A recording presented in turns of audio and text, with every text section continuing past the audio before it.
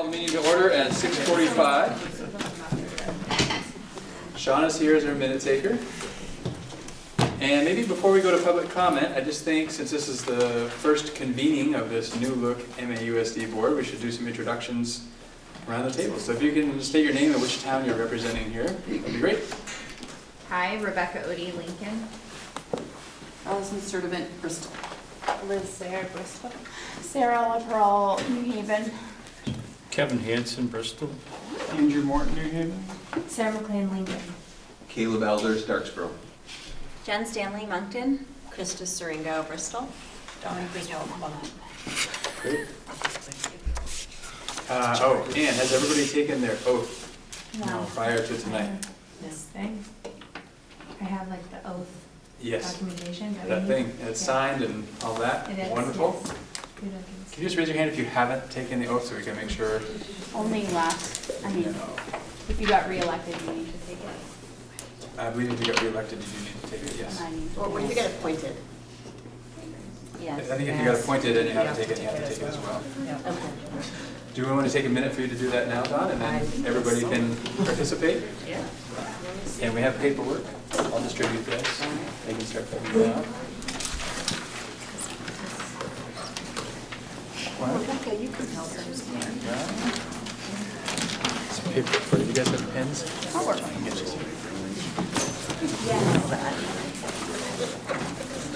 Yes. How do I get on to? Oh, yeah. Can you help with this? I am going to read that. How many do you need? There's a couple over here on this side. Here. We've got a notary for everyone who needs it. Oh, that's great. Who needs it? So Sarah and Kevin. Sarah already did. I did mine. And you already got it. She said she didn't need to have it notarized because she was the assistant clerk. Okay, well, I also know you and I can sign. And we have all of it done anyway. Yes, I do. Do you need a form? I'm going to. I don't know. I don't even know the dates. Getting good. I'm lucky to have someone notary. There you go. Okay, would you like a notary? Sure. Okay, do you solemnly swear all of the above is true and that you agree to do all that? Do you have any questions about it? Or you are who you say you are? Okay, that makes me nervous. Want to see proof? I am an attorney, I might say yes, not Mr. Green. Not about being an attorney, but I'll trust you. I don't know why anybody would come to the school board and make that stuff up. We would sign up for that.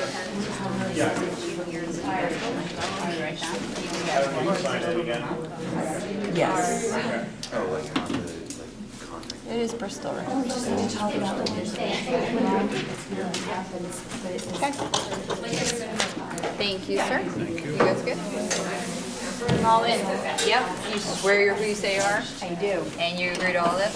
Yes. Any questions or concerns? No. Good job. It's like you've done this before. You are?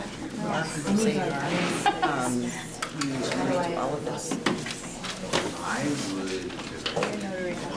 Yes. Thank you. There you go.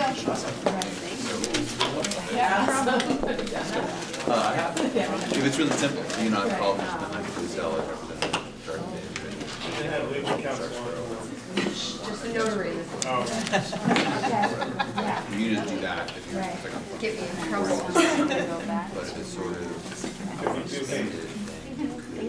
Thanks. Thank you, Alex.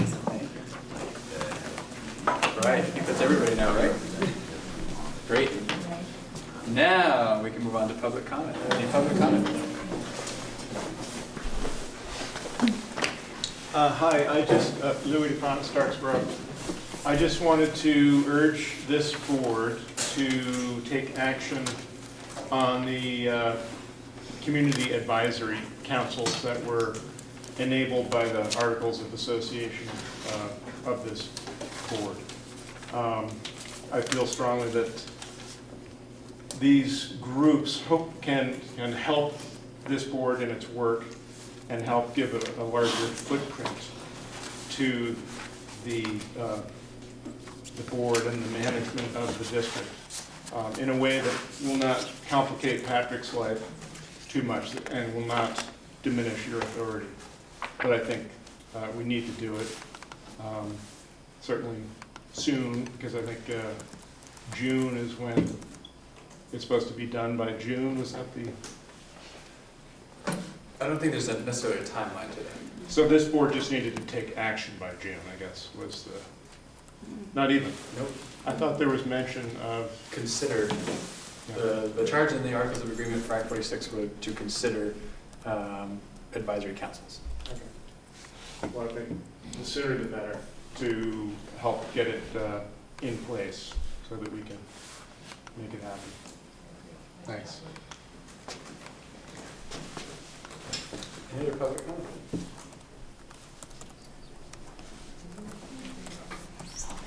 All right, hearing none, we're going to move on to first action item, which is board reorganization. We have the oath of office done, that's great. And now we need to elect officers, so I'm going to see this process through until you've elected a chair. At that point, I'll turn the meeting over to the chair. So this time I will accept nominations for chair, and nominations don't need to be seconded, so we'll just take any of those nominations from the floor. I'd like to nominate Don Griswold for chair. Other nominations?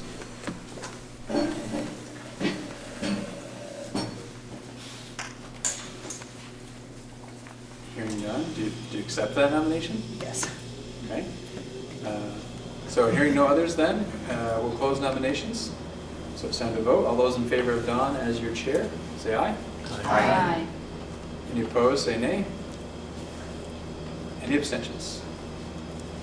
You've elected Don as your chair. It's all yours. Thank you.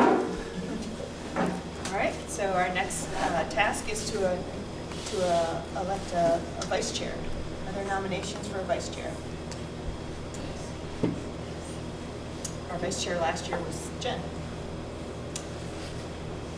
Krista. I nominate Jen Stanley. You should accept that nomination to serve as vice chair. Are there any other nominations? All right, all those in favor of Jen Stanley as our vice chair, please say aye. Aye. Any opposed? Any abstentions? All right, and a clerk. Allison, were you our clerk last year? Who was our clerk? Caleb. Maybe you were. Was there a clerk last year? You might have been our clerk. I'm the last year. clerk for Starksboro. I didn't think I was the clerk last year, but usually you don't have to take minutes if you're the clerk at this meeting, so it might have escaped my attention. I'm willing to serve in that role. I didn't think I was. Self-nomination is always welcome. I'll be the clerk. Caleb is happy to be the clerk. Is there anyone else who would like to make a nomination? All right, all those in favor of Caleb as our clerk, please say aye. Aye. Any opposed? Any abstentions? All right. Great. Next item for our list is to appoint a representative to the Policy and Governance Committee. And I think that that's an interesting, it's an item that we probably should appoint to, but it's likely that they won't serve because the Policy and Governance Committee has completed their work. As you can see in an update that's later on in the agenda. I'm not seeing it right up. But the Policy and Governance had a charge that was designed by the Executive Committee, and the part about that is when they complete their work that is outlined in the charge, they're really done. So, but they've done the work they need to do, and they don't think they're going to be meeting again unless the Executive Committee calls for some policy and language change, in which case they would be called back into action because that was one of the charges. Currently, I think I was a representative to Policy and Governance. Allison and Liz were the three representatives to the Policy and Governance Committee. So we're going to need to appoint representatives, but we may not do anything unless needed. Jen? I make make a motion to appoint Dawn, Allison, and Liz to the Policy and Governance Committee. Second.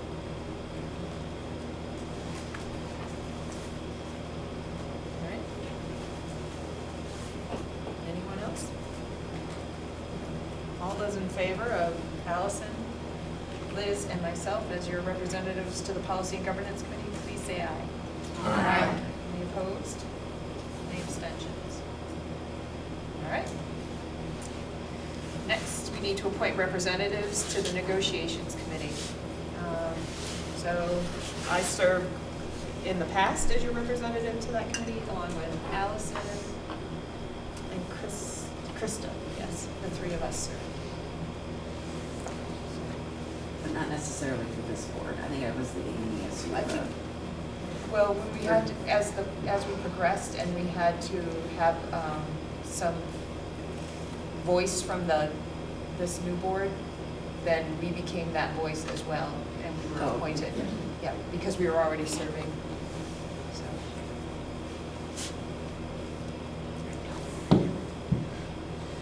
Happy to serve again. I'm as well happy to serve. Can you give me a little background of what the negotiations committee does?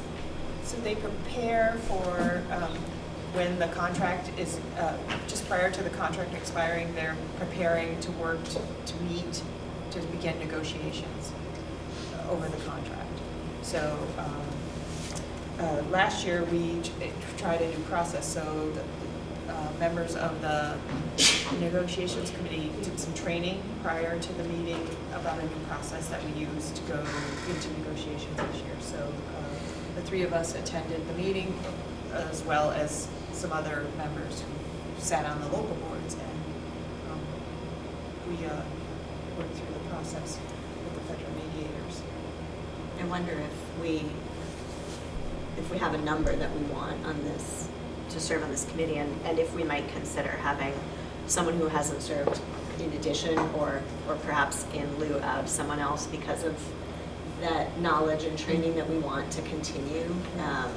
So while the three of us have been in that process and are really familiar with it, we don't want it to just live with the three of us.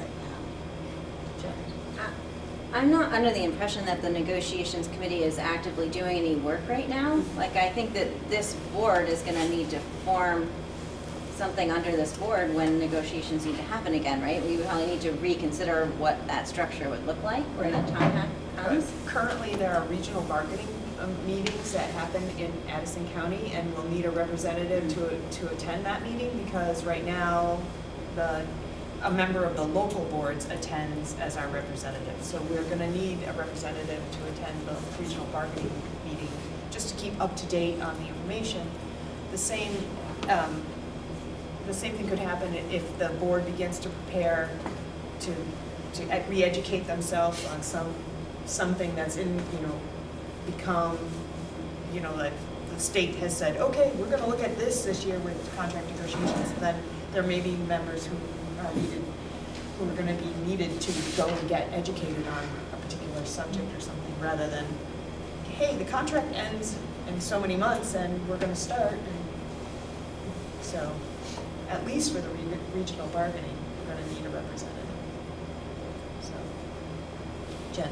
So I guess, for me anyway, in the context of what you described, it makes sense that the same representatives would continue to serve until such time that we figure out what that new structure would look like. So as long as no one is going to give me the evil eye, I'll make a motion to appoint Dawn and Krista and Allison to the negotiations committee.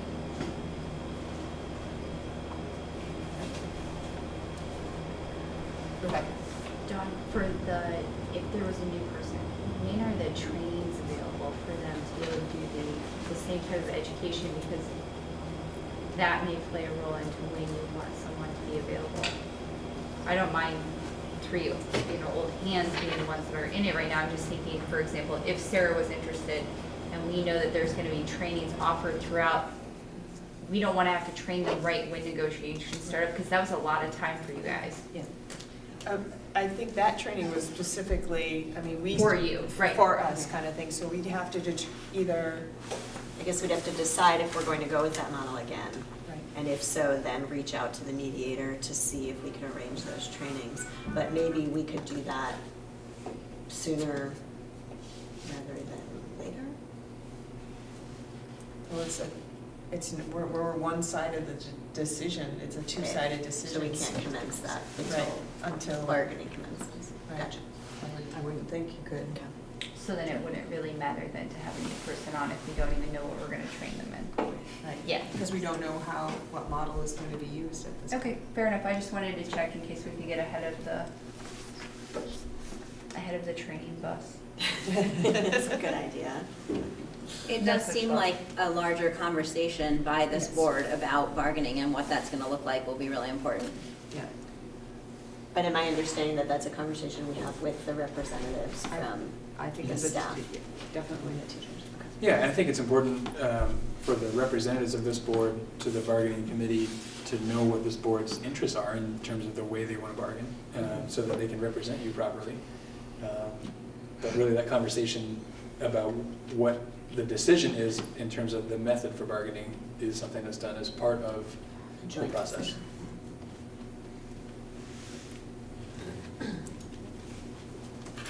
All right. So no further questions. All those in favor of appointing Allison, Krista, and myself as representatives to the negotiations committee, please say aye. Aye. Any opposed? Any abstentions? Okay. All right, and that brings us down to the last, to appoint a representative to the Community Engagement Committee. And currently, that's Caleb and Jen And and Andrew. And Megan had- So there were 4, but Megan's no longer on the board, so. And 4 was a small enough number that you could meet and get some work done without, trying to juggle too many schedules to make it happen. Right, and big enough that two of us could speak without forming a quorum. Right. So I think 4 would be good. I'm happy to continue. Andrew? Anyone else want to? Unless someone really wants to. I would be interested, but I don't want to take an opportunity from other folks that might be. But I'm interested in this piece of our work, so. So, I am too interested in that very much. So even if it means being on the actual group that's talking about the plan, but everybody is gonna be engaged, is my understanding, in the actual decisions about what we do to engage our community, right? Yeah, I guess this is something that seems like a really critical piece of our work, especially now. And so, maybe you guys are the vehicle, but we're all really, I'm sure there's another metaphor. And I mean, for my part, On the bus. I don't see that 5 is too big a group, No. in my personal opinion. I think that it is really critical work that we're doing right now, and though sometimes it's harder to get a group of 5 together, knowing that you're always maybe gonna have 4 there is a good thing. In a lot of ways, just for sort of moving the conversation ahead, so. yeah. And there are going to be opportunities. I mean, really, this board is going to, everyone's going to have to take on a task at some point through our work as we get closer and closer to our first day, getting things organized. So as we progress through these next couple of meetings, there's going to be more and more jobs for people to take on. Jen? So can I nominate myself, Caleb, Andrew, Liz, and Krista to be members of the Community Engagement Committee? Sure. Any other nominations or appointments? Can you repeat that, just so I make sure I have So- everybody? Yeah, Jen, Caleb, Andrew, Liz, and Krista. Okay. All right. And since it's an appointment, I think we do need a second on an appointment. So is there a second? I'll second. Steve? All right, Steve? I didn't second the other one, so. I think that we'll, okay. think we did. All right, so all those in favor of appointing Jen, Caleb, Andrew, Krista, and Liz as representatives to the Community Engagement Committee, please say aye. Aye. Any opposed? Any abstentions? All right, Who seconded that? Steve Rooney. Okay. All right, next item on the agenda is an executive session. We are in need of an executive session. It'll be a brief one, and it's required under Title I VSA 313A3, specifically the appointment or employment or evaluation of an employee. There will be no action taken in the executive session. The action will come later on in the meeting as listed on the agenda, but in order to provide some information, we're going to need an executive session, which will involve some employment records that are not public records, so we will need an executive session. And we'll ask Patrick to come in when we make the motion. So, Jen. I would move to go into executive session for evaluation of an employee and invite Superintendent Rain to join. Is there a second? I second. Andrew, second. All right, all those in favor of going into executive session at 7:07? Excuse me, I apologize for interrupting. I'm new to this process, so I'm not sure if there's second chances for public comment before you go in. Not at this point there isn't, Okay. and but there is later in the meeting at 8:20. Okay, I'll wait until then. Okay, great, thank you. All right, all those in favor of going into executive session, please say aye. Aye. Any opposed? Any abstentions? Okay, so if everyone else that was not invited could step out of the room for a few minutes, and we'll just open the door when we're done. I'm good. All right. You might want to get ready. We wanted to reach back out to you for public comment now, if you'd like to give some. My name is Julie Clark. I am a teacher at the Bristol Elementary School. I'm an educational assistant at the Bristol Elementary School, and I'm also a resident in Bristol. And I hope that you'll consider accepting Bridget Nardiello's appeal to take a year away from our school. We would be sad to miss her for that long, but the diversity of experience that she could bring back to our school, I think, would be invaluable, and showing the support for her proposal, I think, would really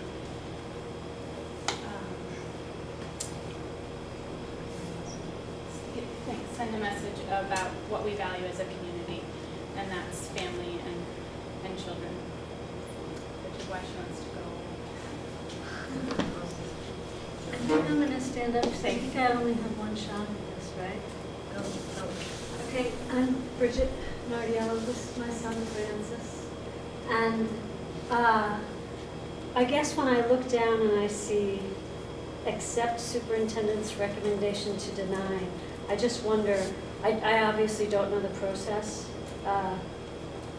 but the big picture, the long view,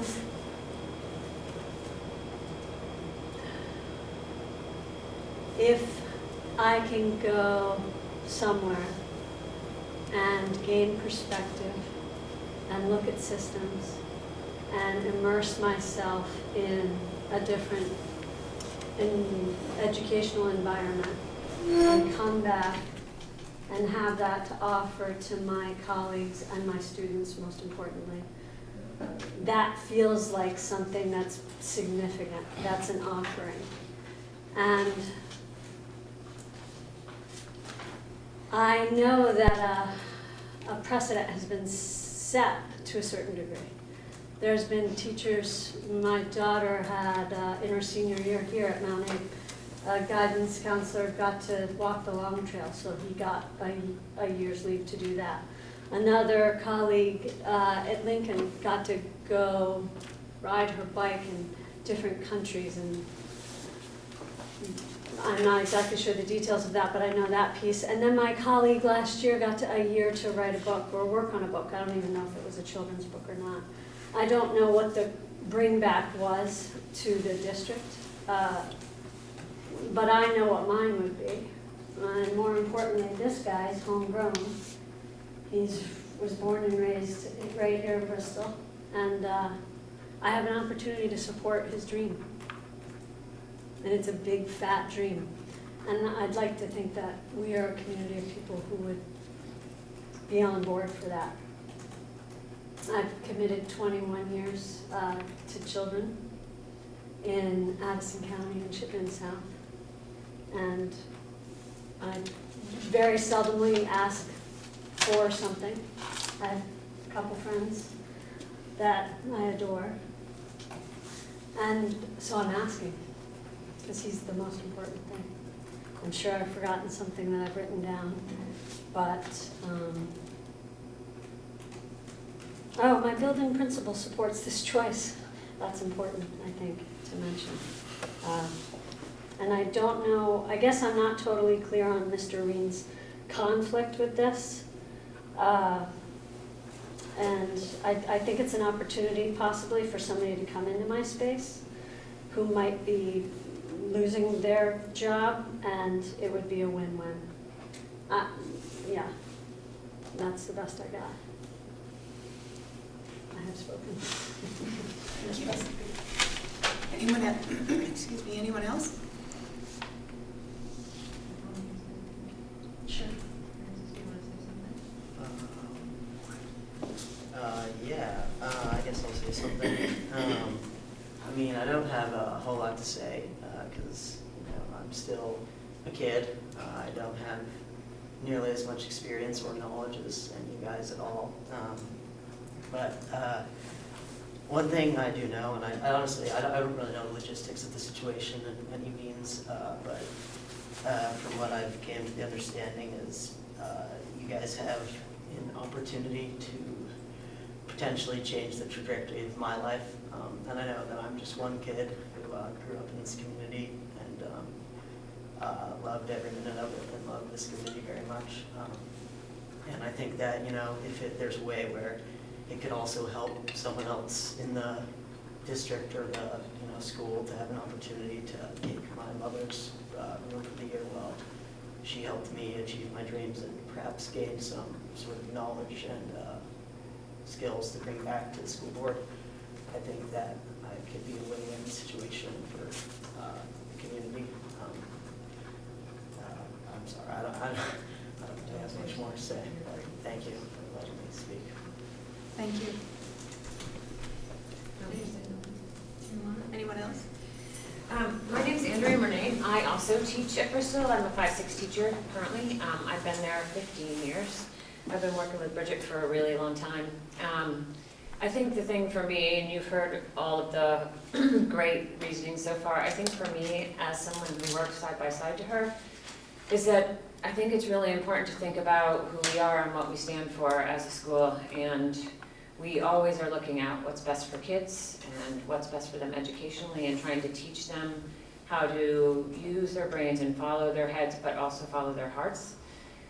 And I think it would be a really great message for you all to send, that when someone's given 20 years of their life to a school, and you all know what it's like to be a teacher, or I'm hoping you all know what it's like to be a teacher, it goes way beyond the regular, 7:45 to 3:15, that you would send a message to people letting them know that you value them as people as well as educators in your district. And I think she's an incredible educator, and she's also an incredible human being.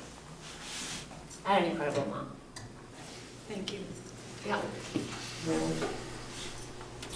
Anyone else? Thank you for the second. No problem. Okay, I'm going to move us back into the agenda, and our next item is the consent agenda. I'm going to make a motion to pull item B from the consent agenda and continue to vote on A, C, D, and E. Is there a second? Caleb? Did you get that, Sarah and Caleb, on that motion? And it's to pull item B and approve A, C, D, and E. All those in favor of pulling B for discussion and approving A, C, D, and E in the consent agenda, please say aye. Aye. Any opposed? Any abstentions? Okay, that takes care of the consent agenda. Now on to our discussion item. Jen? So I'll make a motion that we accept the superintendent's recommendation to deny the leave of absence. Is there a second? I'll second. Steve? Is there any discussion? Rebecca? I would like to note, on behalf of the board, that we just previously had an executive session and had extensive discussion regarding this proposal. And it is a very difficult discussion, and I don't think that anyone took it lightly, and that we understand that there's a lot going on here that we wanted to address and really fully flesh out. After doing that, it's still an incredibly difficult decision, and one that we have to make as a board. And we just wanted to make sure that our board minutes and the public sitting here understands that we did delve deeply into this and consider it at great length, even though we had to do it in executive session because of the personal nature of it being an employee. Anything I missed?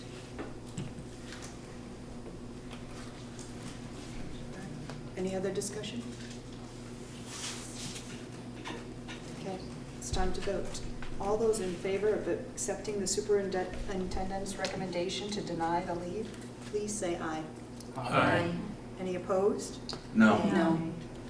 Any abstentions? I believe the ayes have it. Can we have a count? Sure. So would all who voted in favor of accepting the superintendent's recommendation to deny the leave, please raise your hand. 2, 3, 4, 5, 6. All those who voted nay? 1, 2, 3, 4, 5. 6 to 5.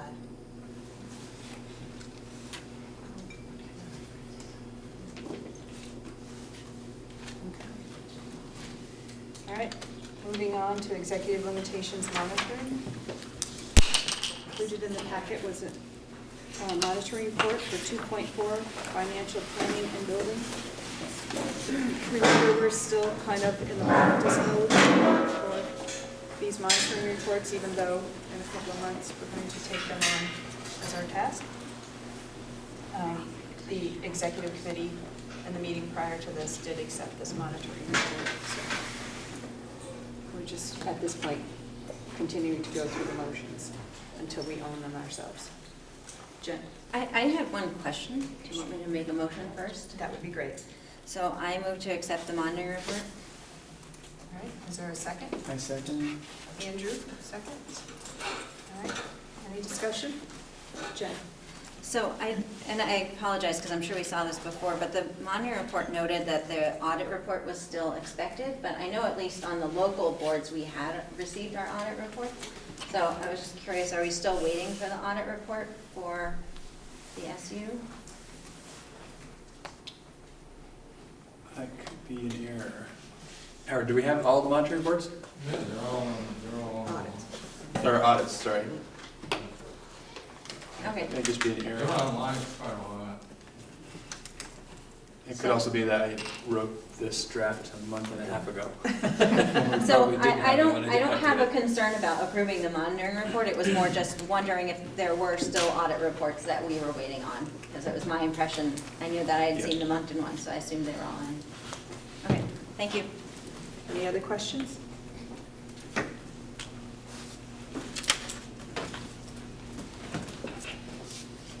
and just as a process note, when we accept a monitoring report from the superintendent,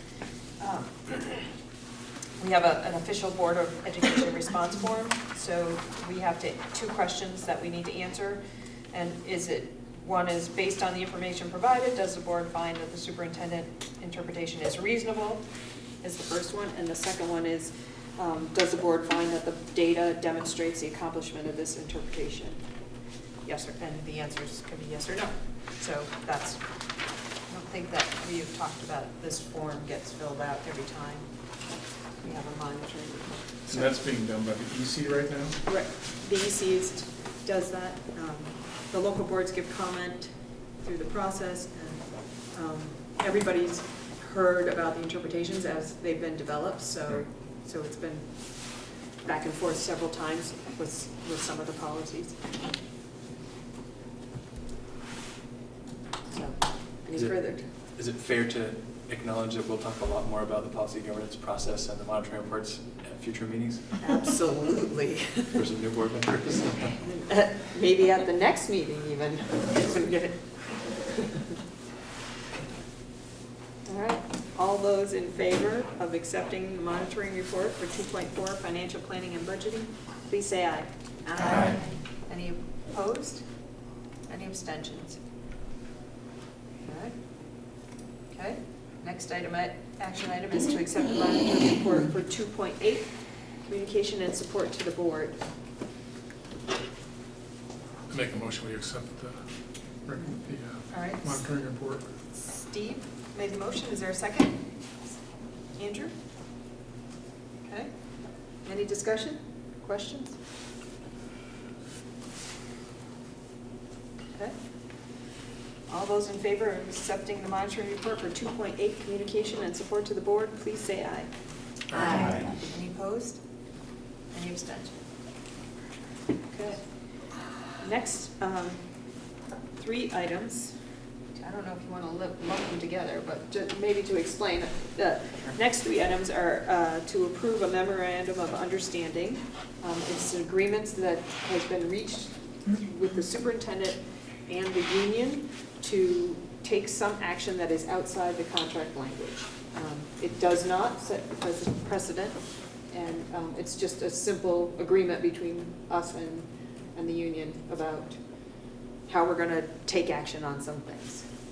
And it's effectively binding until the next round of negotiations, unless the MOU is for a particular year. But usually they're for the length of the contract. So I'll talk about each of them briefly. The first one is the MOU for RIF by school, recall rights by SD. So effectively what that is, so we're in a year of transition. So we have a 2-year contract, this year and next year. This year, we're under the current district definition of each school is its own district, and then you have A and ESU that's a district. Next year, the definition of district is MAUSD, it's one. So we're making decisions in the contract year which has multiple districts for the contract year that has a single district. So we're in sort of a strange place. In talking about the changes that we had to make, knowing there were reductions that had to be made, we had to sort of work together to understand how we enact that. And so what we agreed to was the reductions in force would happen based on seniority lists by each school. That's how the contract currently reads. However, in terms of recalling folks that were reduced in one place to enable them to take a position in a different school, we wanted those recall rights to apply across all schools, which would be against what the contract says is allowable for this year. So this MOU basically acknowledges that we agree that that's the appropriate way to go. RIF by individual school seniority, recall by single seniority across the district. The next one is approve an MOU for displacement rights to include coaches, interventionists, and coordinators. So we've had some of these folks in the past. The contract language doesn't really acknowledge those positions by category. So this is just to say, especially as we're going to have more coaches, coordinators, and interventionists, let's recognize that we don't want to disincentivize people for taking those positions. So if you're a really great English teacher at the high school and you want to be a literacy coach, we don't want you to have to forego your seniority within the English department, doing that work to help everyone else who teaches English teach English better. So if there's a reduction in an English or a literacy coach, that person in their time as literacy coach would continue to build seniority within the English department. So this just acknowledges that, so that we're enabling people who are great teachers to possibly become great coaches and not have to give something up to do that. Does that happen in other areas? Other areas of employment for the school?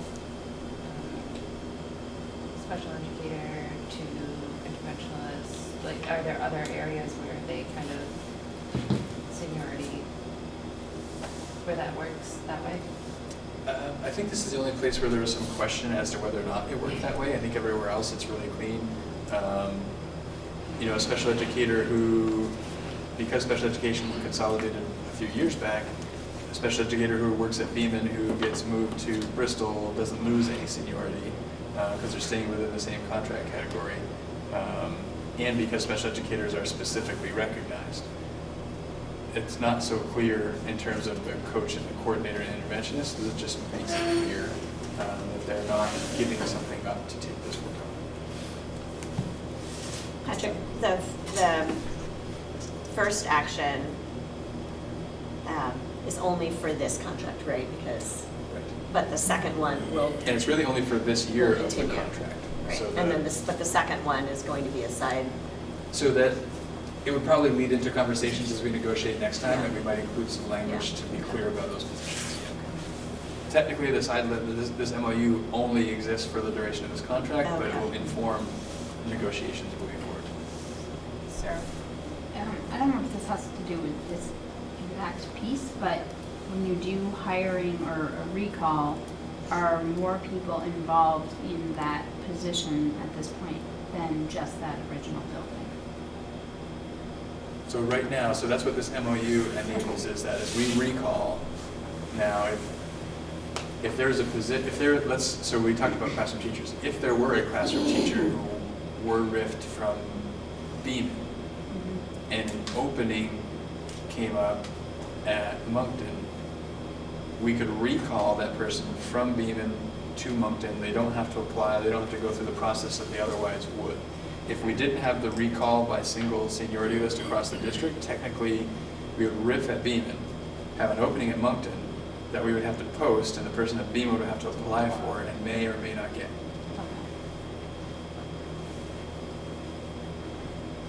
So I thought I heard you ask a second part of your question though, because I know we had a lot of conversation of this at the Act 46 committee.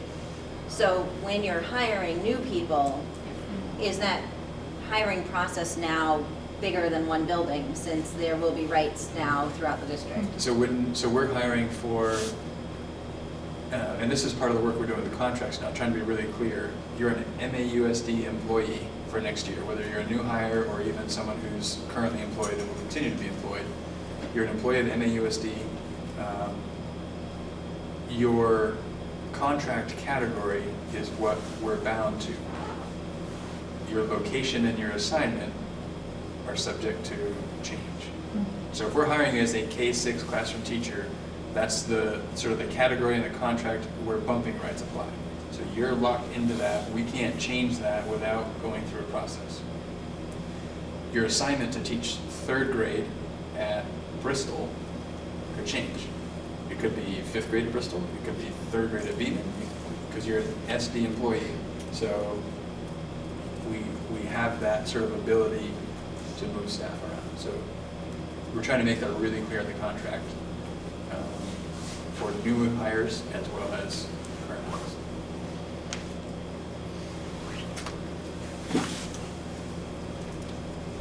Do we need a motion? Yes. But I have one more. The last one. So the last one is to approve an MOU for a lump sum payment in June.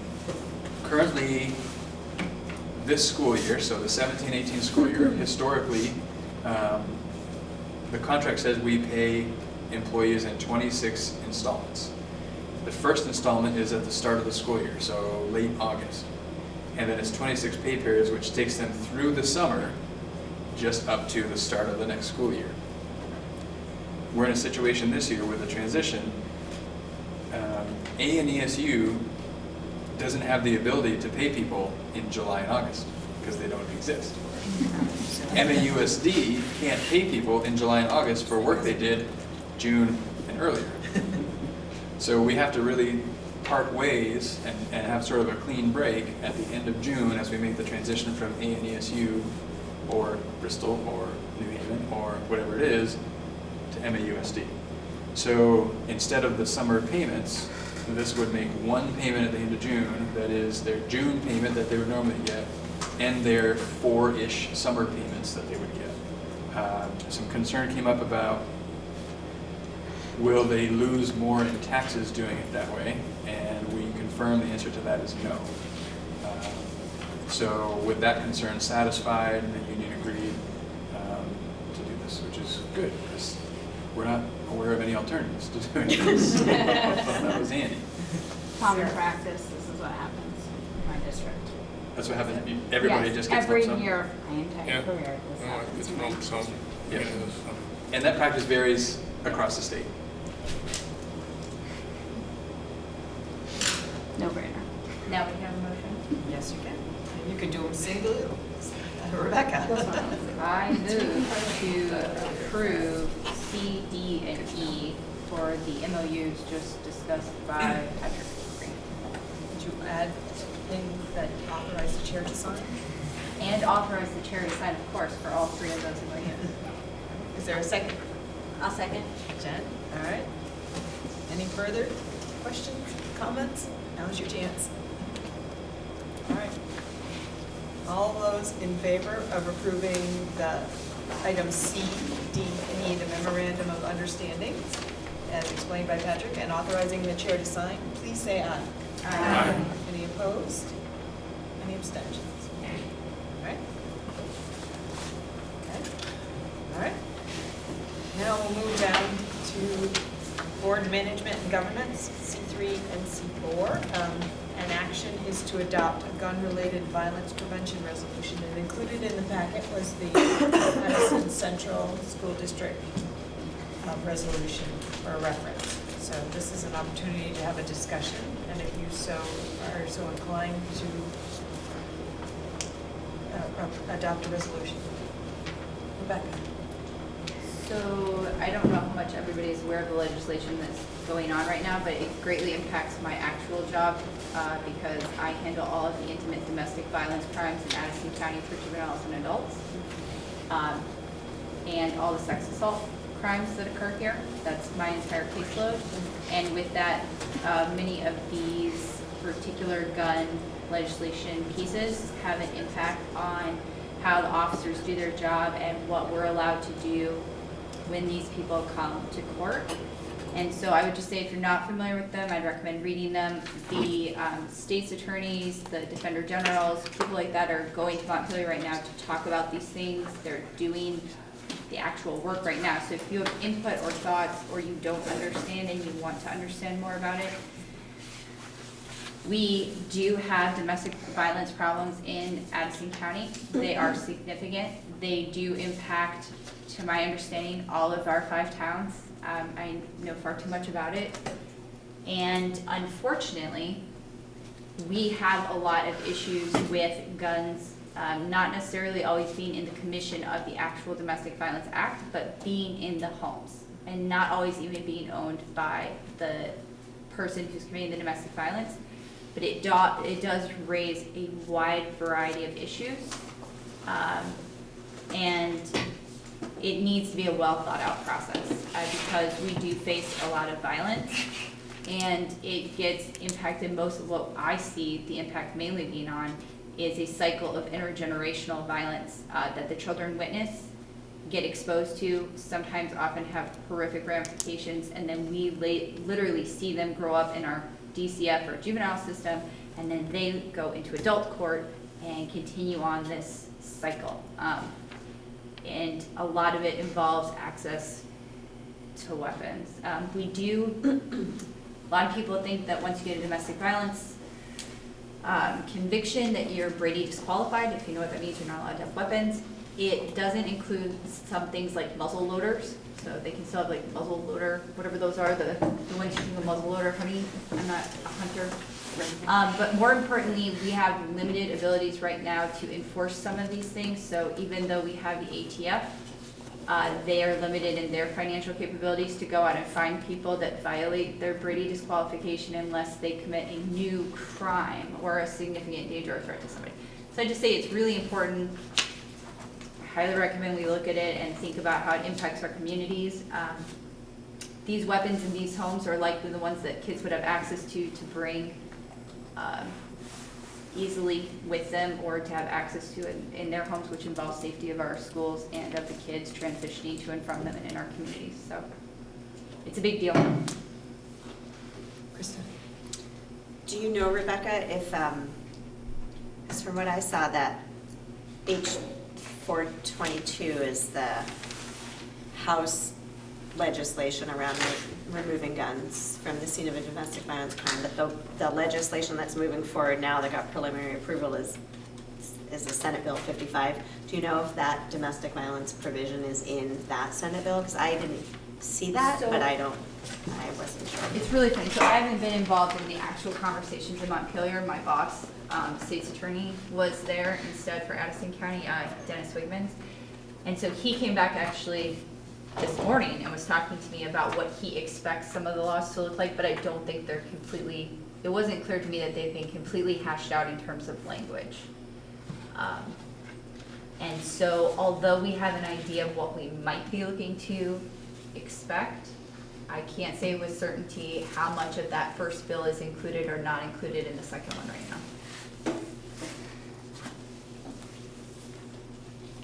Krista?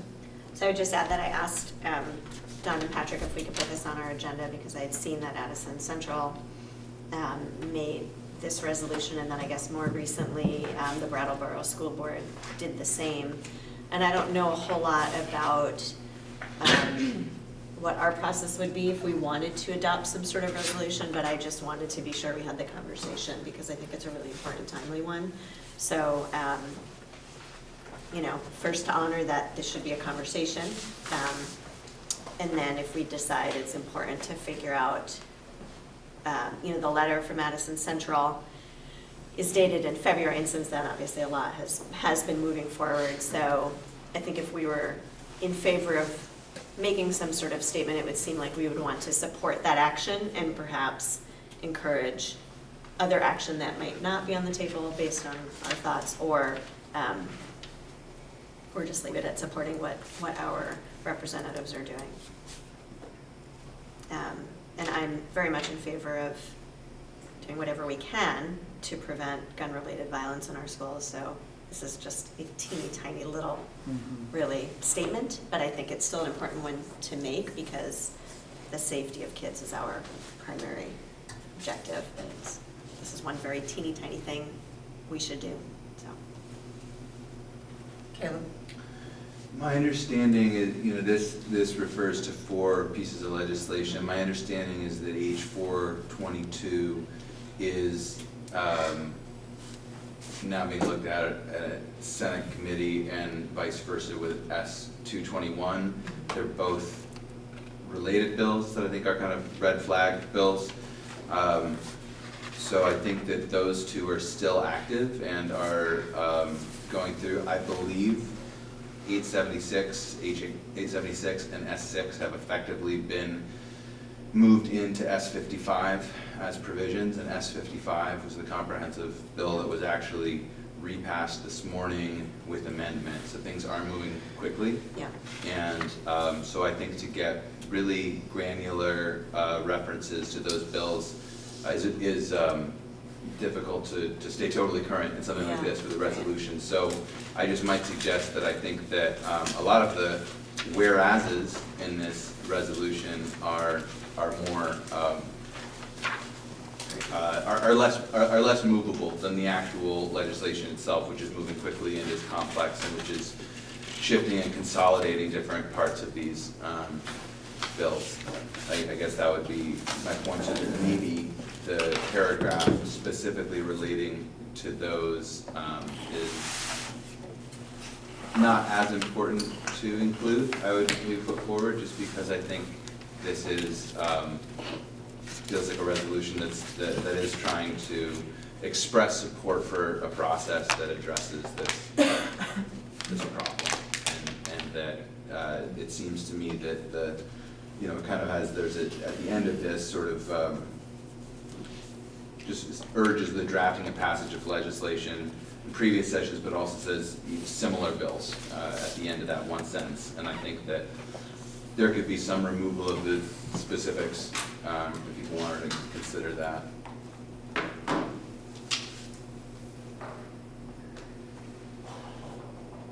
Allison? So are we looking to act on a specific resolution tonight, or are we looking to start drafting our own resolution? Are we looking to make a broad blanket statement? Put on the agenda to have the discussion at the board table so we can determine a path if we're taking a path. So Liz? For me, I would like to see things happen that support the safety of our community and our children.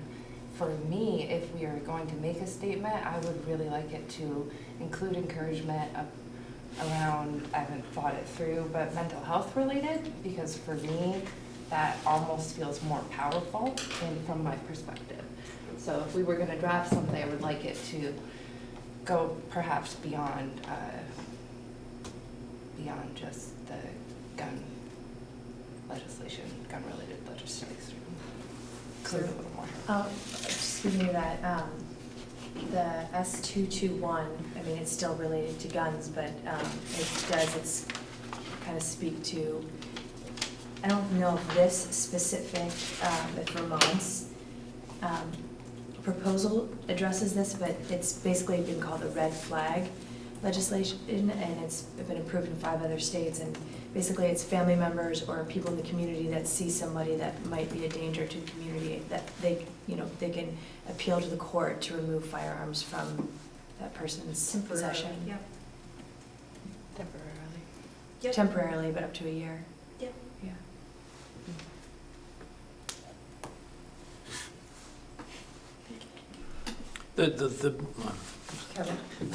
The mental health and attitude thing is very, very important. And I don't know if it falls into this, because this is more retroactive or reactive, the legislation that's going on right now. But I think Liz has an excellent point that there's a very important aspect of the mindset, the stability of individuals as well, that needs to be addressed. Just to highlight what Sarah said, that bill, the red flag bill, does really, that is the purpose of it, is to take into account those types of instances where you're looking at behavioral or mental health issues, because when you get into a criminal type of proceeding, the problem we have is that just having like a general anxiety disorder or depression does not qualify you for the same type of maybe mental health related services that you would imagine, or make you not be able to have weapons like you would imagine. And so I think it's just important, if we do craft words around mental health, that we are aware of what we're crafting versus like what language we use for schools versus what language we use when we're talking about guns, and what we can and can't do with them, if that makes sense. Because people are often surprised by what standards we have and what mental health here in Vermont can actually do, and when they can and can't step in right now because of those differences. And my wife was passing around a letter that the Department of Mental Health distributed to her district on that exact issue, that using the words mental health or mental illness doesn't exactly pinpoint what's going on. These folks don't necessarily have any, they're more maladaptive than they are mentally ill, and that comes from a bunch of different directions. It doesn't just necessarily come from a disease you might have in your head. It comes from societal factors that spread all across the spectrum. So how you talk about it does need to address all those supports that are missing from the people's lives, not just their mental health. Andrew? So a couple of thoughts on the mental health stuff. I've been a therapist for 10 years and worked on the crisis team at the ER, and have been voluntarily hospitalized people. So this is a subject that's near and dear to me, but I've been pretty angry at to hear that it's been used as a talking point among the GOP and the NRA as a way of obfuscating the gun violence issue. It's sort of positioned as that we need to expand mental health treatment and the availability. Vermont's 90th percentile for mental health provider ratio to population. We're 240 people to every mental health provider in the state. San Francisco is the most saturated. It's 150 to 1. There's parts of Mississippi that are 25,000 to 1. So we have a ton of mental health providers here. So I think when we talk about it, we have to be careful to say that there is not really a huge access issue. We have some problems in our system, especially around involuntary hospitalizations and folks getting queued up in the ER beds. But we have lots of mental health treatment available for people who need it. The fact is that a lot of these folks who go into schools with AR-15s never ask for treatment. You know, no one's ever showed up in my office and said, I'm thinking about shooting folks up in the school, but I thought I'd stop by and talk to you first and see if you can help me out with that. So, what was the term you used? Well, I know one point they made in the letter was that most of the people that are actually qualified under the mental health or mental illness category, there's like 1 or 2% of those people across the country that actually commit violent acts. They're usually the victims of violent acts. Right. So, Rebecca? So that's what I was going to say too, is that we actually don't find that even with mass shootings, that most of those people qualify under having a mental illness that would be the basis for like the reason why they committed it. Right. And even in my court with, you know, how we may think that like most sex assaults or domestic violence must be related to some type of mental defect. They may have diagnosis of anxiety or I forget what they're called, but something related to opioids or alcohol issues or things like that. But it doesn't make them not competent to stand trial. It doesn't make them insane at the time that they committed the act. Those are things we look at when we're looking for mental health evaluations for the court's perspective. And it doesn't mean that they have something like bipolar or schizophrenia that can be regulated with medication or that can be treated in a way that's meaningful to prevent it. It doesn't mean they don't need other assistance like we were saying about substance abuse or counseling or services, but we do have those and they are readily provided when people are in crises here. Jen? So, I guess my question to this board is, you know, what are we hoping to accomplish with this discussion? Because and it sounds like some of you are a lot more knowledgeable about some aspects of this than I am, but to me, you know, we're here as a board because we're thinking about the safety of the children in these schools and maybe a little bit about the safety of the children that go to our schools even when they're not at the school. But so to me, I think that the goal of this letter that the Addison Central did was to try to support the process that was happening by the people who know a whole lot more about it than I do. And so if we do want to go forward with something, you know, I kind of agree with what you said a long time ago, Caleb, like it's all the whereas stuff. I mean, I could do without the wording of all the whereases, but you know, that sentiment of there's all this stuff going on and it's time to do something about it, and then sort of putting our voice behind that, that's where I see it would be appropriate for this board to do something if we wanted.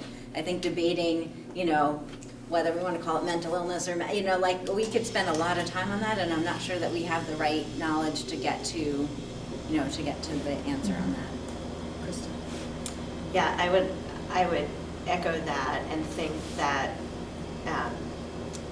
there is a role for school boards to do this kind of legislative push now and again, or support for or against things. I think, you know, as we hear different plans from the governor about where to put money or where to not put money, I think as a board we can have discussions about, would we want to make a statement in support or against some of those things. So I think this falls into that category.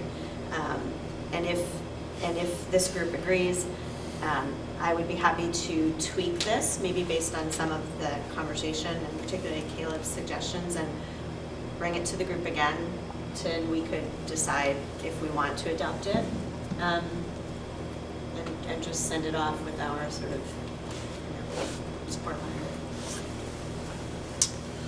letter.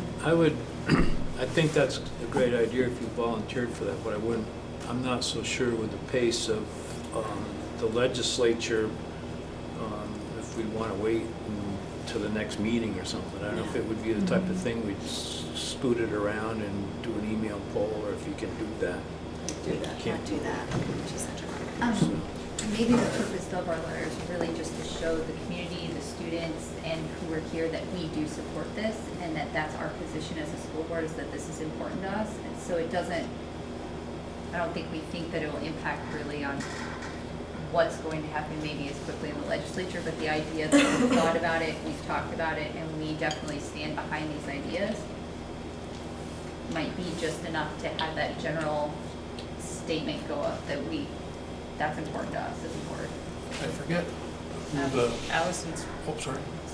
So I'd like to suggest that if we do go the route of proposing something and Krista does that, that there's some behind the scenes work going on, so that she doesn't compose something, bring it to our next meeting, we have a conversation about it, there's some changes we want to make, those changes get made, and then at our next meeting we talk about it again. Kind of like how the communications committee, I'm not saying that you need to take this on, but there are people in the background working on it so that we have pretty much a finalized version at our next meeting. Krista's a fairly intuitive person, so I think she can tell the direction that people would like to go and compose something. And I would think it would be something fairly broad, not those whereases that are specific, S-140, all of those things, but just a general statement to our community and students and everything, saying that we recognize the situation and we want to acknowledge that and do what we can. But like you said, this is just going way too fast for us to keep coming back meeting after meeting after meeting, trying to come up with a resolution.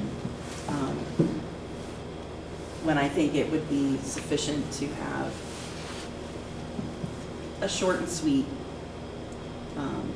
concise statement. Steve? I was just thinking, I forgot who the letter was to. The governor, the speaker, and the pro tem, Timash, Okay. so Mincy Johnson, Timash. So are we trying to actually send the same message to the same folks? So, And it also copied all the local actually, not just the local representatives, but people on the related committees. The VSBA, yeah, there are lots of folks. They did this in February though, right? Yeah. so just making a general statement in this meeting and approving it as a recommendation isn't necessarily going to go to somebody. I just say briefly, I think maybe a little related to your point, Steve. This has been such an intractable issue, and I don't think that we're here as a school board to re-legislate or to legislate this issue at all. But we all have points of view and perspectives on it. But I do think that the action that has happened since February 19th, when this was drafted, is relatively unprecedented in Vermont. This has been a third rail for a long time that doesn't get touched. And so actually I think that the point of who we're addressing this letter to, I think this is a real call for, with some specificity, do something. This is urgent, and as the school board, this is having a real material impact on our schools and communities. And so I think that maybe maybe it is having the communications group or community engagement group kind of talk about it, because I think to be able to express support for the fact that I think more of a meaningful iterative process is taking place than we've seen in a while, and kind of what I think, though this particular resolution from Madison Central has specific requests, I think what I read in it as the bigger request is to start taking action, and I think actually that's happened and is happening. So I think maybe a more general what's important to me is also just that there has been student action from this school, and that I think just saying that we support that conversation and we acknowledge the urgency that is spurring that conversation on, to me, is the core statement that would be appropriate from this group, rather to say, here's our list of demands of what you must pass this legislative session, and you better sign it. That might be appropriate from somebody, but I think that's not, doesn't feel exactly appropriate to me for this. So yeah, I think reworking it maybe for our next meeting and getting a little more general, but at the core of it, acknowledging that this is really important and really impactful for our schools and all schools, and that we're engaged in paying attention and supporting, you know, our students who are also very engaged in paying attention.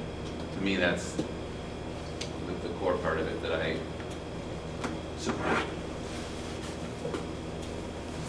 I'd just like to add that I think getting something out to, more than anything else, to our community, and telling them we as a board are aware and we're concerned, and we are resolved to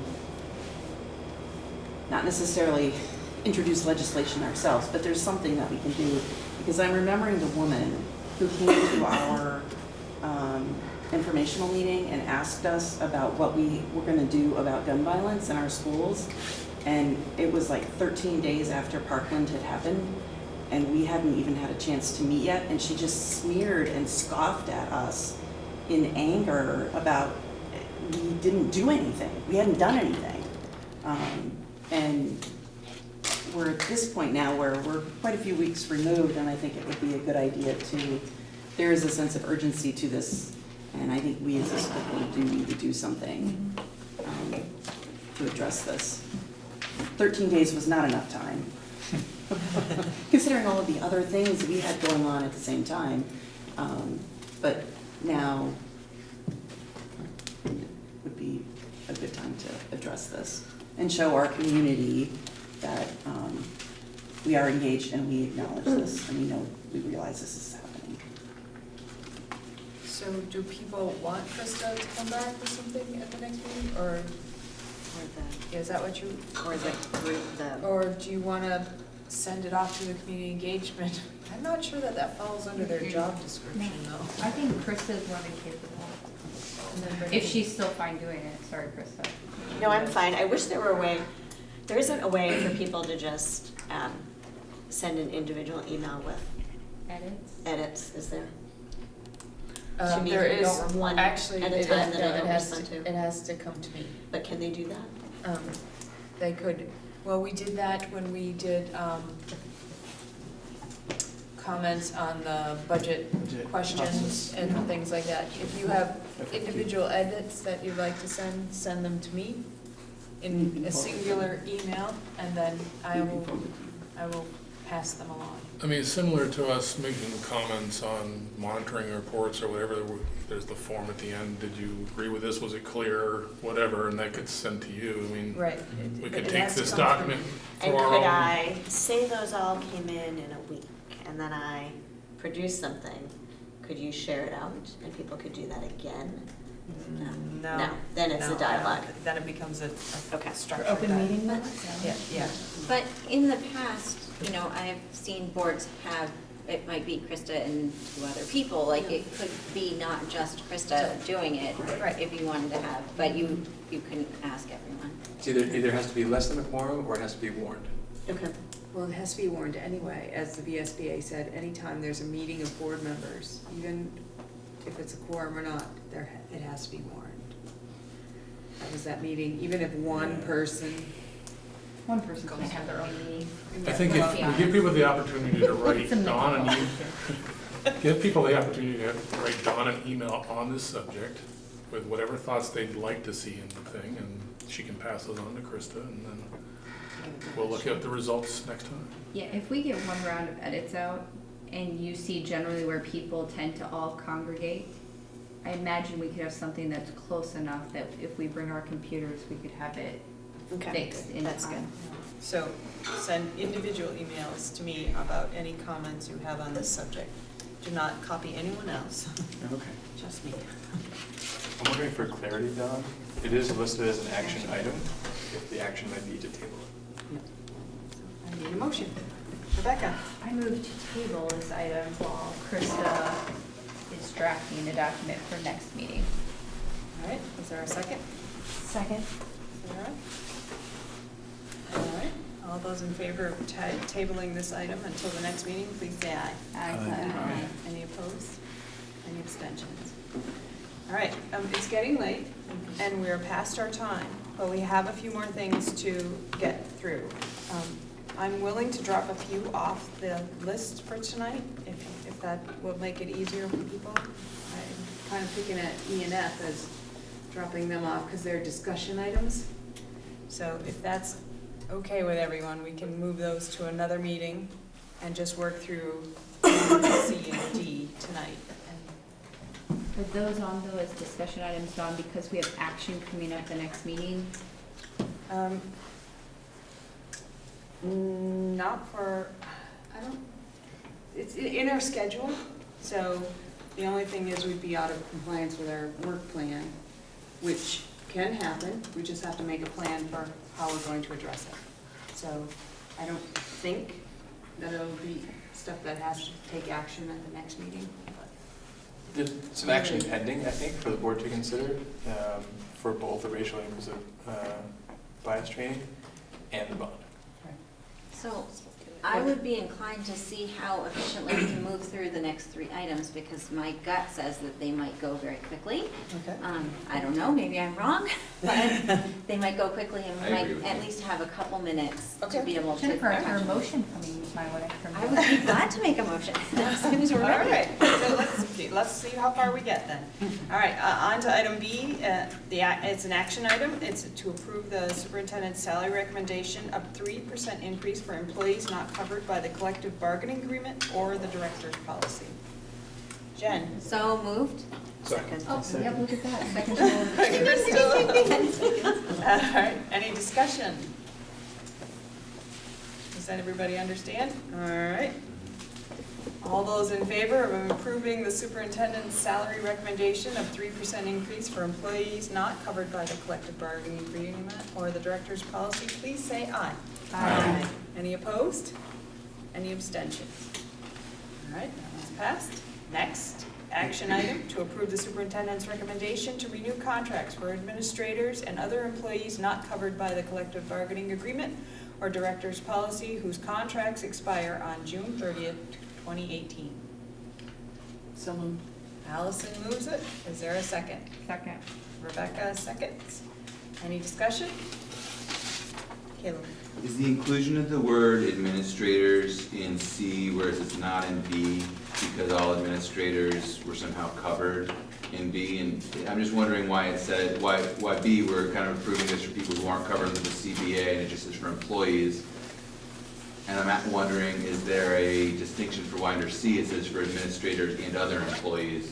Why couldn't it just have said employees in both? It could have. It's the same group of folks. The only difference being B really does apply to all folks not covered by the CBA or the director's policy, whereas C really is only talking about folks whose contracts are up for renewal, which is not everybody. So C is a subset of a group B. Any other questions? Okay.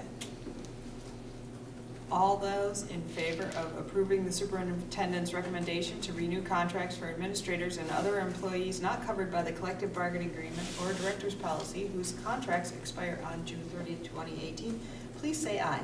Aye. Any opposed? Any abstention? All right. Hey, Dawn.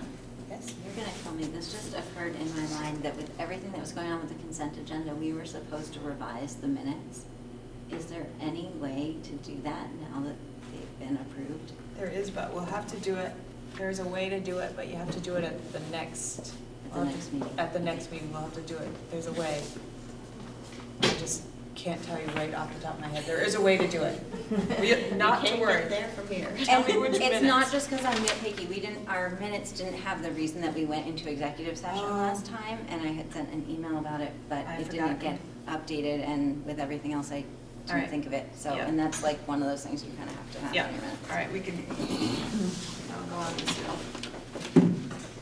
Okay, so for fun next month.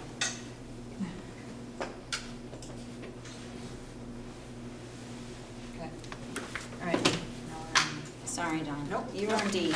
I'm on D. That's another going through the process to accept the monitoring report for 4.6 board committee structure. The interpretation was developed by the Policy and Governance Committee. It's been to the local boards. The executive committee just announced our practice run. Rebecca. I move to accept it. All right, is there a second? Second. Steve, seconds. All right, all those in favor of accepting the monitoring report for 4.6 board committee structure, please say aye. Aye. Any opposed? Any abstentions? All right, well, look at that.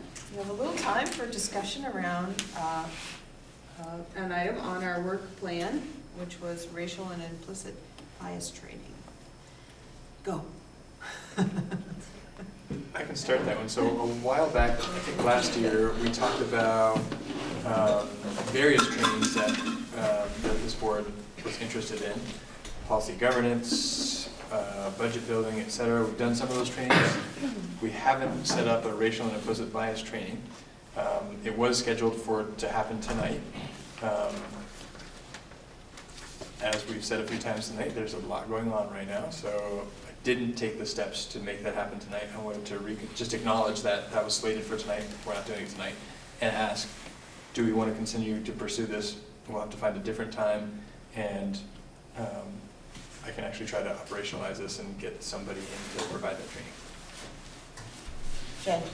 I wonder if it's something that could be scheduled if we're going to be doing a summer retreat. I know last year we did a lot of training at the summer retreat, so perhaps it would be something we could schedule in that block of time. Allison? I'm also wondering if the VSBA would be doing something around this, like how they do their other trainings, so that people can sign up for it and do it.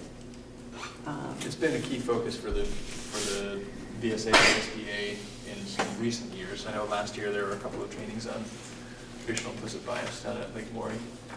But it might be something we could build into a retreat that Jennifer was saying. Just the hard part is, we don't want to shortchange it if we're committed to getting the training, and to add 2 hours to a 2-hour meeting to do the work that has to get done to get the training gets complicated. But in a retreat setting where we're there all day and we can allow for time for training, I don't think is a bad idea. With the VSBA's help in putting it together. Yeah. Because I'm sure they have Liz? resources. I agree. I agree about that. I'd like to do it. And I also, from the earlier conversation, feel pretty strongly that everybody should be trained in the negotiations work, actually, as a board all together. I kind of feel like we all should get that. I'd like some training on reading hours budgets myself. I offer people. Jen? Can I request, can we get the link to the board work plan sent out? Because I was looking for it earlier, and I know it appears in agenda packets from time to time, but I want to bookmark it so that I can refer to it. That would be great. Do you want that in a motion? No. Can they put that up on the, or it has the board calendar on the supervisory website? School committees and boards, and it says the board calendar. And then you could have the work plan, like right below it. So if we're giving direction, we should probably do it as a board, and that requires a motion, so. I just asked for it to get emailed. I'm first just curious if it can be done. So I make a motion to request that the board work plan be shared in electronic format and consideration be given to ways to make it easily accessible in the future. Is there a second? Second. I hope you got all that, 'cause I'm gonna say it again. Do you want me to try to say it again? No. Okay. All right, any discussion? A link on the A link on the supervisory union website I would don't be know who great. seconded. Allison did.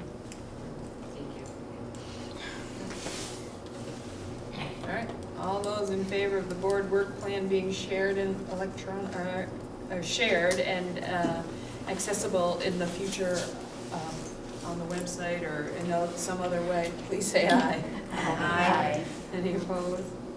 Any abstentions? All right. Caleb? Given the time and the importance of the discussion of the bond, I would ask that maybe we put it off to a future meeting, just because I think having a kind of quick conversation about it that everybody's rushing to get out of is maybe going to be less productive than having more time for it at a future meeting. It's just my take. Is that a motion to table it till the next meeting? I would move that we table the bond discussion until the next meeting. Is there a second? Liz is seconding. Can you discuss a motion to table? Oh, wait. It wasn't an action item. I wonder do we need to table it? I just want to know, like, is the Mount A board, I'm assuming not Yeah, I had a doing question. anything And I- more with the bond? I think we should let Patrick do some, at least tell us something so that we can. I could wet your whistle and then. Right, because you said we might have action, yeah. Yeah, I have no problem with an announcement. Things to think A about. quick summary. Informational 2 minutes or statements. less. Okay. Things to think about. Wait How about wait a let's- minute, we've got a motion though, so wait a minute.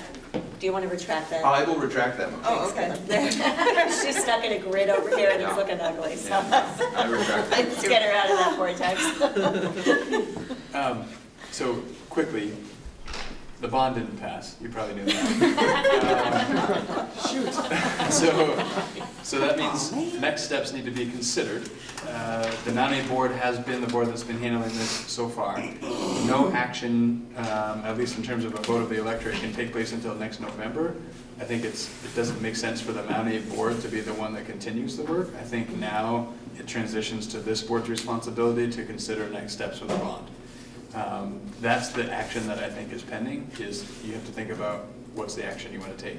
Could be form another study committee, it could be enough, we've tried 3 times and it failed, we don't want to do it anymore, we'll just do the $1 million a year. Like, there's a lot of options, and they all have pros and cons. So I think that's work for this board to think about. The reason why I think it's somewhat time sensitive is, so the earliest we can vote is next November, on election day, essentially. There's been interest in capitalizing on times when a lot of people are coming out to vote anyway, to try and really understand the will of the electorate. So to be able to do the study, get the information we need, really think about how do we communicate information, et cetera, ahead of a November vote, we probably can't start that in September. So that means this spring we'll need to know what is it we're going to do, how are we going to do it, who's going to be involved in that, and get that process started. And it could mean some work over the summer in preparation for what's going to happen in the fall. I think, obviously, we have the Mount Abraham High School facility to think about. As the MAUSD board, you now have all the facilities to be thinking about, which includes the central office, which we pay about $65,000 annually to. It's not just the rent. Rent is almost all of that, but basically it's $65,000 a year to be where we are right now, and we don't own the place. That same amount of money in a bond could get us about $1 million, a little over $1 million. So, and the reason that's somewhat time sensitive is we have, I think, 3 years left on our lease, and as we understand it right now, the interest in the person we're leasing from would be for us to renew another 10-year lease when that 3 years is up. And our rent doesn't stay the same every year. Our rent increases every year by some amount. I don't know what the formula is or if there is a formula. So personally, I don't think it's a great long-term investment to keep paying rent on property that we could be paying to own. But that also is complicated, and what do we do? And hard to predict 5 years from now what the educational climate's going to be, and how, what's the next round of consolidation, or et cetera, et cetera, et cetera. So let alone 15 or 20 years. So there's some consideration there as well from a facilities perspective, and whether or not that's part of a bond that takes care of that need as well as the high school need. And this is where the conversation started at Mount Abraham High School Board as well. And they ended up deciding not to go that route, but I think we need to go back to that conversation for this board to think about what makes sense in the long term. Kristen? Will we have ample time next time to work through that conversation of what we think we want to do? Because that seems like a very hefty conversation. This time last month, I didn't know most of what ended up on our agenda tonight, so it depends on what happens between now and then. And I'm just wondering if not, are we on a monthly cycle right now? We are. Would we consider a That's another additional thing meeting? to discuss. Because it doesn't seem like this could keep getting pushed off, but it also seems like it warrants a really thoughtful conversation, not sandwiched between other things that might come up. And we may get to the point where we need to meet every couple of weeks as things get closer and we have a longer list, because there's only so much we can cram into a meeting. It makes it especially difficult when we're piggybacking meetings and we've got a ton of work, and so it's a thought to consider. Kevin? So the discussion is November. The next big voter block would be essentially a year from now, would be next town meeting day as well. So I mean, I suppose there's that milestone, if you will, that could be worked towards. Yeah, and the earliest it could go to vote is November. And then I guess the other thing I don't quite understand, coming from private industry, I always had a capital plan and an expense plan, and every year you go and pitch for capital or investment money, which I guess is bond money in this case. So would it be something to think about to have, instead of going for like $30 million or 36, would you be going, could you go for like some incremental amount each year, or does that just make things complicated, or what's the thought process there? There's a lot of options. I think that's part of what this board needs to discuss, is what's the right approach and what can we learn from past attempts that might influence the direction we take in the future. I think it'd be hard to get into that conversation tonight, given that we're trying not to go into depth tonight. But that is a consideration. There's nothing that in a way, that's what we're doing now. Yeah. There's $1 million in the budget for construction services at the high school. Allison? Patrick, could you confirm exactly what 12 months we're allowed to have another vote? Because the way I was reading the statute was you can only vote, is it twice? Twice in a 12-month period. So we just voted March 6th. So to me, 12 months would be March 5th, or well, 7th of next year. So which bond vote does that hit us on? So because it's twice in a 12-month period, but so we voted in November and March. Yep. And so as of election day next November, will have been more than a year from the first vote. So now in terms of how many votes in that 12-month period, we're only at one, so we can add the second one in November. Then come town meeting day, this town meeting day's vote is in the previous 12 months. So we can then vote again the second time in a 12-month period, so. So we can vote twice a year. November Twice in and a March. 12-month period. Yep. Unless, that wouldn't count any, so if it was a close vote and it was recalled or contested and we had a revote, that doesn't count as one of the two. So technically you could vote, I guess, 4 times in a 12-month period if you have a revote. All the things you're learning being on the board, isn't it? So I think the only thing we need to decide is whether we're going to talk about it just at our next regular meeting, or if people feel like we need to have a special meeting, right? There was sort of some speculation about maybe having more stuff that we need for April. How is that decision going to get made? I think agenda planning is usually between the chair and the superintendent, so we can take a look at what the next agenda is shaping up to be, and does it seem like there's sufficient time for a conversation, or do we really need to find another time? And are there relevant materials just, entering the board that I can just, digest to prepare for? So there We're trying to plan a new board member orientation. Right. We need more responses to the doodle poll, so if you haven't responded, please respond to the doodle poll about. But why do we have to respond to it if we're not new members? Well, I don't. if you are more than welcome to continue to attend new board member orientation. But if we're not planning to attend the new board member orientation, do we still need to respond to the doodle poll and say we're not planning to attend? No, Or- but it was, Yes. well, you can, but this, open to everyone. kind of Like, thing. if I responded no, then is it gonna look like they should pick a different day, because lots of people are saying no? You can put in comments. Yeah, just do that at the comment at the end. I know, I just. Or email It's just parents. confusing, because I'm not a new board member, right? So, But, okay. but you could attend if you wanted to. Because maybe you were on the board 2 years, and since we've never been in compliance with our new board member orientation, you haven't had any. So maybe you could come even though you've been on the board 2 years. I would love for other board members to attend the new board member orientation. In no way am I trying to discourage that. I personally am not planning to attend.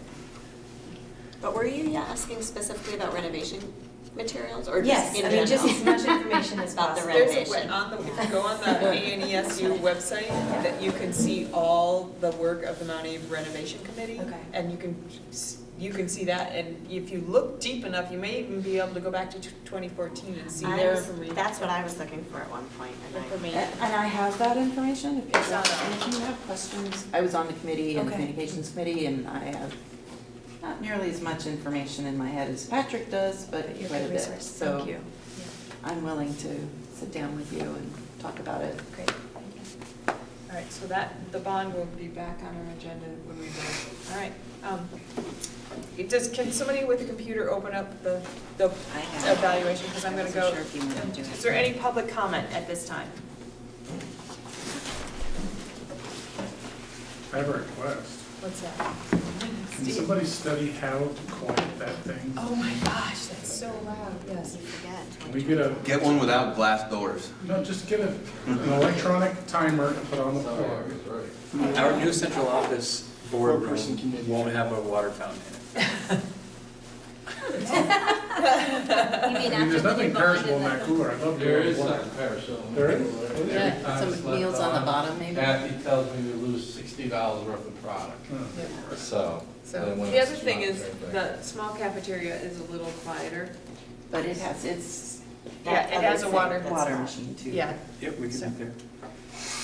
but it's not two things where you're constantly over the two. Talk louder. We have a microphone that bought 2 years ago, and nobody uses it, it's up on the downstairs. All right. Are you ready to do the survey? All right, if there's no public comment, we'll move on to the meeting evaluation. What was the level of engagement of all members, high or low? Hi. High.